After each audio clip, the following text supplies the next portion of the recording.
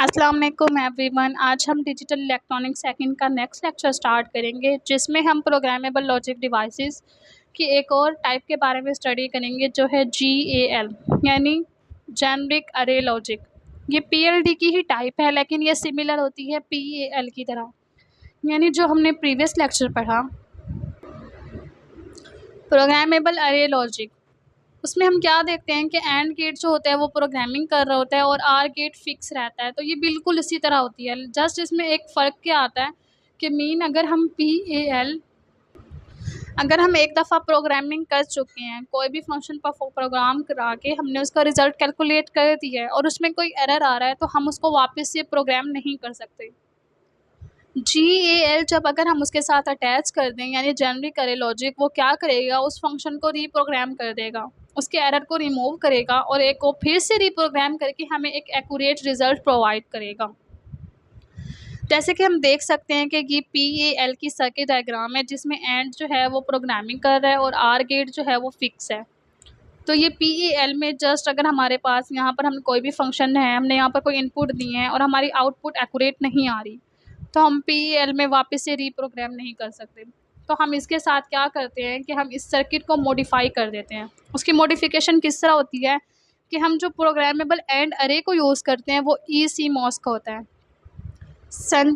CMOS जो है complex metal oxide semiconductor, उसने ये मॉडिफिकेशन की थी कि मीन हमें पता है कि CMOS जो है वो बहुत ज़्यादा एक्यूरेट लॉजिक फैमिली रही है, जिसमें पावर कंजप्शन जो थी वो बहुत कम थी, यानी पावर का लॉस बहुत कम हो रहा था। इसके अलावा बहुत ज़्यादा फास्टर डिवाइस थी। इसी ने क्या किया है कि PAL को इतना ज़्यादा मॉडिफाई कर दिया, PAL के साथ एक और जेनरिक अरे लॉजिक को अटैच कर दिया, जो क्या करेगा, वो उस प्रोग्राम में मौजूद किसी भी बग या किसी भी एरर को रिमूव करेगा और रिमूव करने के बाद हमें एक एक्यूरेट आउटपुट प्रोवाइड करेगा।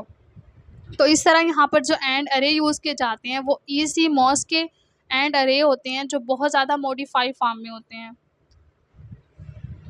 जेनरिक अरे लॉजिक जो है बेसिकली वो हमें क्या करता है, वो हमारे सर्किट को कॉन्फ़िगर करता है, यानी एक ऐसा आउटपुट प्रोवाइड करता है।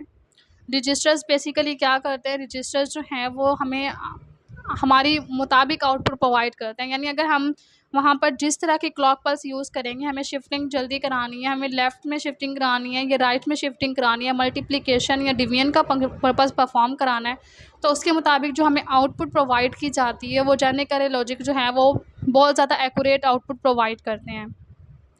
आउटपुट को इतना ज़्यादा स्पेसिफ़ाई किया जाता है कि मीन या तो अगर हमें हाई चाहिए या लो चाहिए, उसमें हमें वो स्पेसिफ़ाई करके हमें आउटपुट प्रोवाइड करते हैं कौन? जेनरिक अरे लॉजिक। यानी ये एक इसकी मॉडिफ़िकेशन है। जेनरिक अरे लॉजिक जो होते हैं वो बेसिकली जो है इलेक्ट्रिकली इरेज़ेबल होते हैं, यानी अगर कहीं पर भी प्रोग्राम में एरर आ रहा है तो उस एरर को रिमूव कर देते हैं और रिमूव करने के बाद उसकी इतनी ज़्यादा मॉडिफ़िकेशन कर देते हैं कि वो सर्किट जो है वो एक अच्छी तरह से परफ़ॉर्म करके हमें एक एक्यूरेट आउटपुट प्रोवाइड कर सके। यहाँ पर हम बेसिकली क्या करते हैं कि जो हमारा एंड गेट है उसे CMOS इज़ टू CMOS उसके साथ अटैच कर देते हैं, जो इरेज़ेबल का वर्क करता है, यानी किसी भी फंक्शन में किसी भी ऑपरेशन में बग्स को रिमूव करता है और रिमूव करके हमें क्या करता है, आउटपुट प्रोवाइड करते हैं और वो आउटपुट जो है वो आर गेट के पास जाती है और आर गेट उसको डिटेक्ट करने के बाद हमें एक न्यू आउटपुट प्रोवाइड करके देता है।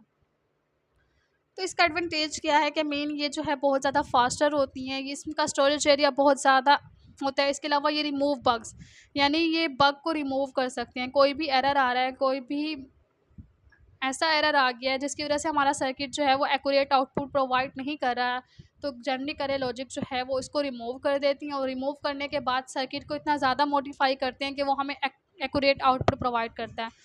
और इस आउटपुट के दौरान जो है वो इंटेलेक्चुअल प्रॉपर्टी को भी प्रोटेक्ट करती हैं, यानी उसकी वजह से सर्किट में कोई भी हार्म नहीं होना चाहिए, कोई भी डिसएडवांटेज जो है वो प्रोड्यूस नहीं होना चाहिए। तो ये था हमारा आज का टॉपिक। नेक्स्ट लेक्चर में हम सीक्वेंशियल लॉजिक के बारे में डिस्कस करेंगे। सीक्वेंशियल लॉजिक को हम पहले भी अच्छी तरह डिस्कस कर चुके हैं, उसकी बस हम जस्ट थोड़ी बहुत डिटेल को डिस्कस करेंगे कि सीक्वेंशियल लॉजिक्स होते क्या हैं और उन्हें हम क्यों यूज़ करते हैं।